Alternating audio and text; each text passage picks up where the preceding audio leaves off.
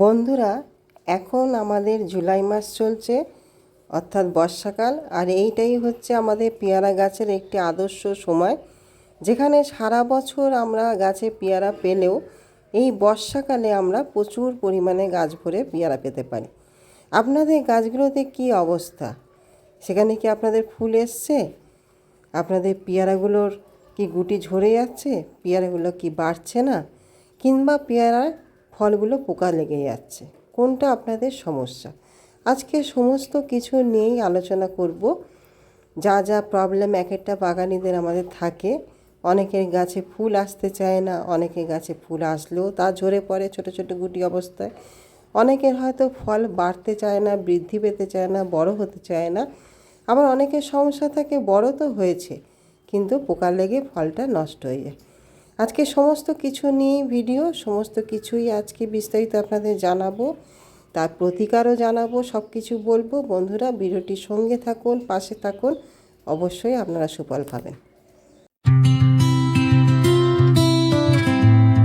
নমস্কার বন্ধুরা, আমি শ্রাবন্তী আর গিন্ডু গার্ডেনে আপনাদের সবাইকে জানাই স্বাগত। বন্ধুরা, এই যে দেখতে পাচ্ছেন গাছটি প্রচণ্ড যেরকম ঝোপালো হয়েছে। গাছটির বয়স যে অতিরিক্ত তা না, 1.5 থেকে 2 বছর বয়স, কিন্তু গাছটি একটা সুন্দর শেপ নিয়েছে এবং প্রচুর পরিমাণে কিন্তু ফলন ধরেছে। এই গাছে আমি কি যত্ন পরিচর্যা করেছি যে এত পরিমাণে ফল আমার গাছে ধরেছে। এর আগেও 2-1বার ফলন হয়েছে, অনেক গুটি ঝরেও গেছে, কিন্তু এখন যে সমস্ত ফুলগুলো আমার গাছে হয়েছিল তার মধ্যে খুবই কম, মানে 100%-এর মধ্যে 10%ও কিন্তু ঝরেনি। সমস্তটাই বলতে গেলে আমার কিন্তু সেট হয়েছে ফলে। আপনারা দেখলেই বুঝতে পারছেন যে প্রত্যেকটা গাঁটে গাঁটে দেখতে পাচ্ছেন ছোট ছোট পেয়ারা, বড় পেয়ারা, এমনকি ফুলও পর্যন্ত কিন্তু আছে। আমি কি যত্ন নিলাম, কি পরিচর্যা করলাম যে এত পরিমাণে গাছে আমার ফল ধরলো, সেই সমস্ত কিছু বলবো। বন্ধুরা, পুরো ভিডিওটা দেখবেন। বন্ধুরা, সবথেকে প্রথমে আসি সেটা হচ্ছে কি না, আমাদের যেহেতু টাইম হচ্ছে এখন ফলের, যেহেতু আমাদের বর্ষাকালে অতিরিক্ত পরিমাণ ফলন কিন্তু আমরা গাছ ভরে পাই, সেই জন্য প্রথমেই যেটা আমাদের দেখতে হয় সেটা হচ্ছে খাবার। কেন খাবার প্রচুর পরিমাণে কিন্তু লাগে, কেন একটা গাছের ইমিউনিটি পাওয়ার যদি বৃদ্ধি না পায়, তার যদি শক্তিটা যদি না থাকে, শক্তির সঞ্চার যদি না থাকে, তাহলে একটা গাছ কিন্তু ফলনটাকে সেট করতে পারে না, ফলটাকে গাছে ধরে রাখতে পারে না। সেই জন্য প্রথমেই আমাদের দিতে হবে কিন্তু খাবার। এর আগে আমাদের যখন ফুল আসেনি তার আগে আমরা খাবার দিয়েছি। এর আগে আমি অনেক কটা ভিডিওই পেয়ারা গাছ নিয়ে করেছি, আপনাদের দেখিয়েছি, বলেছি যে কি কি খাবার আপনারা গাছে প্রয়োগ করবেন যখন ফুল আসার টাইম হবে বা ফুল আসার আগের মুহূর্তে। আর এখন যেহেতু আমাদের গাছে ফল ধরে গেছে, ফলটা আস্তে আস্তে বৃদ্ধিও পাচ্ছে, এখনও কিন্তু আমরা কন্টিনিউ খাবার দিয়ে যাব যাতে করে এই সমস্ত ফলগুলো খুব সুন্দরভাবে বৃদ্ধি ঘটে। বন্ধুরা, এখানে যে খাবারটা আমি নিয়েছি সেটা হচ্ছে কি না, আমাদের হচ্ছে হাড় গুঁড়ো আর হচ্ছে শিম চাচা আছে। এটা হচ্ছে শিম চাচা, এটা হচ্ছে হাড় গুঁড়ো।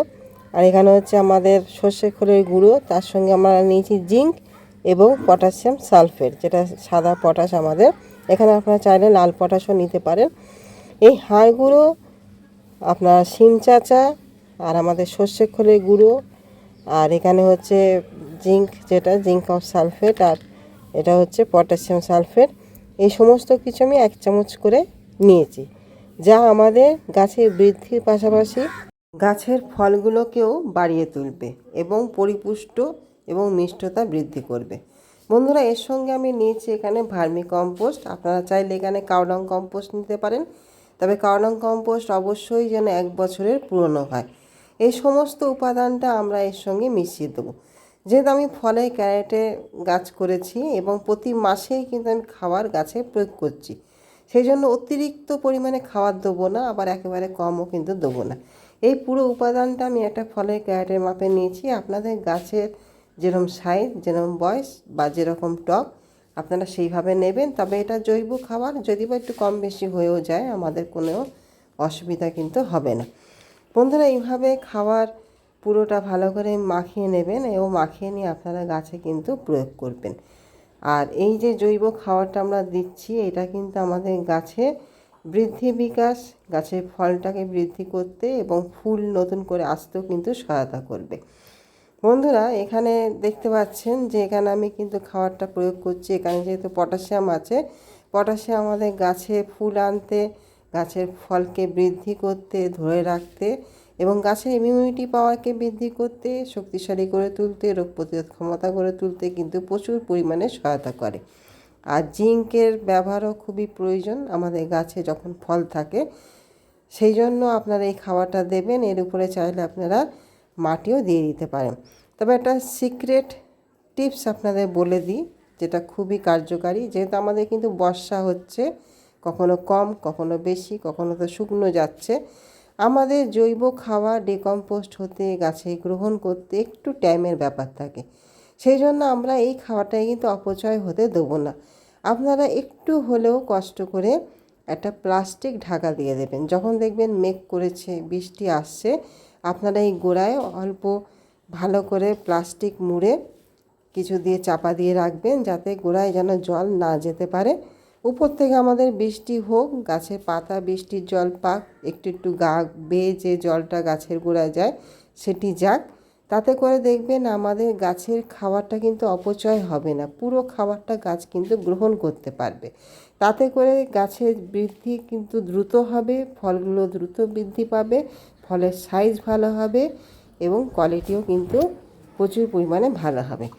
বন্ধুরা, এইভাবে কিন্তু আপনারা গাছে অতি অবশ্যই খাবারটাকে প্রয়োগ করবেন আর খাবারটাকে কিন্তু সুরক্ষিত রাখবেন। আগের মাসে যেহেতু আমি এই সেম খাবার দিয়েছিলাম, এর আগের ভিডিও যারা দেখেছেন তারা জানবেন।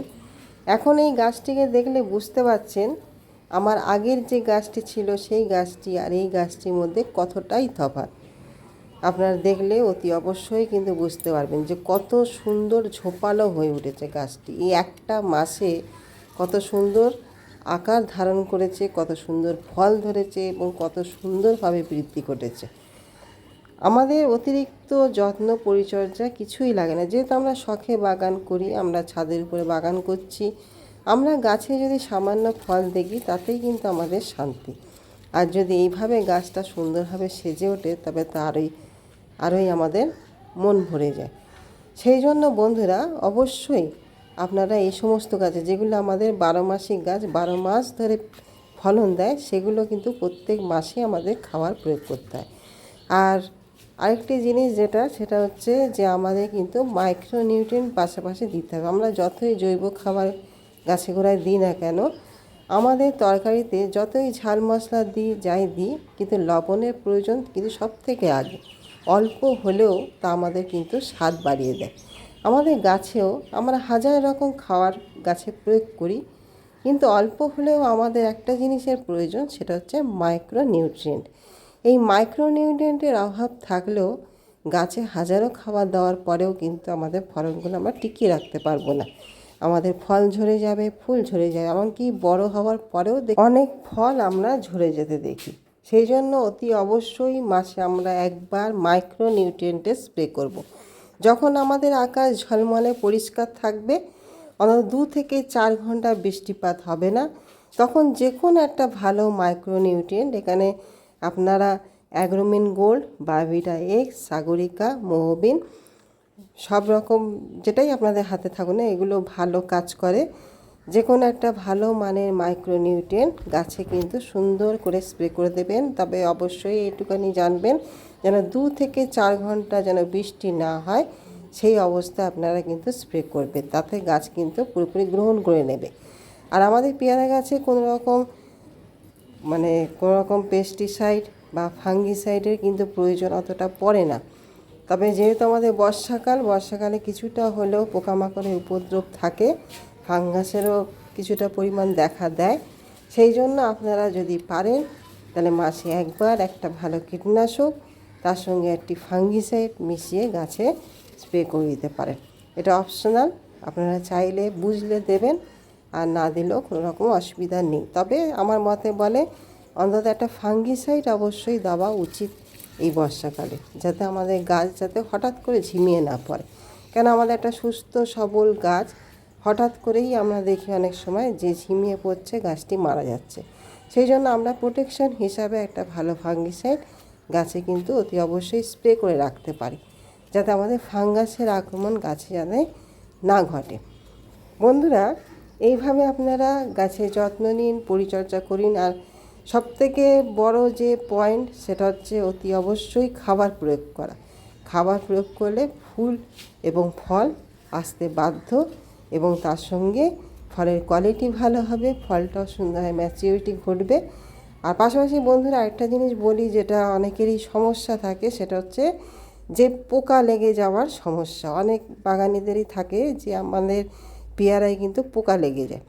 এইটার জন্য সবথেকে বড় জিনিস যেটা হচ্ছে, আপনারা ফলটাকে ব্যাগিং করে রাখবেন। ফলটাকে যদি আপনারা ব্যাগিং করে রাখেন তাহলে পোকামাকড়ের সমস্যা থাকবে না। আর আরেকটি করতে পারেন, সেটা হচ্ছে ফেরোমন ট্যাপ। এই ফেরোমন ট্যাপ আপনারা গাছে একটা ঝুলিয়ে রাখুন, তাতেও দেখবেন অনেকটাই পোকামাকড়ের উপদ্রব কিন্তু দূর হবে। যেহেতু আমাদের মানে একটা ফল ছিদ্রকারী যে মাছি থাকে, তা ফলটার উপরে বসে, ছিদ্র করে, লাভার ঢুকিয়ে দেয়, প্রবেশ করায়, সেখান থেকে কিন্তু ফলটার মধ্যে পোকা হয় এবং পচন ধরে। আপনারা ফেরোমন ট্যাপ যদি ঝুলিয়ে রাখেন, আর সবথেকে ভালো হয় যদি আপনারা ব্যাগিং করে রাখতে পারেন, তাহলে কিন্তু আপনারা ফলনটাকে পোকা মাকড়ের যে উপদ্রব তার থেকে কিন্তু পোকা হওয়ার হাত থেকে রক্ষা করতে পারবেন। অতি অবশ্যই বন্ধুরা আপনারা এই টিপসটা মেনে চলুন, এইভাবে খাওয়ার দিন, এইভাবে পরিচর্যা যত্ন নিন, আপনাদের গাছও দেখবেন প্রচুর পরিমাণ ফলেতে ভরে যাচ্ছে। বন্ধুরা, আজকের এই ছিল ভিডিওটি কেমন লাগলো জানাবেন। যদি ভালো লাগে, উপকারে আসে, তবে একটা লাইক, কমেন্ট, শেয়ার করবেন। আর আমার নতুন বন্ধু হয়ে থাকলে চ্যানেলটা সাবস্ক্রাইব করে আমার চ্যানেলের পাশে থাকবেন। তাহলে আজকের মতন আসি। আপনারা সকলে সুস্থ থাকুন, ভালো থাকুন, আপনাদের গাছগুলো সুস্থ থাকুক, ভালো থাকুক। নমস্কার।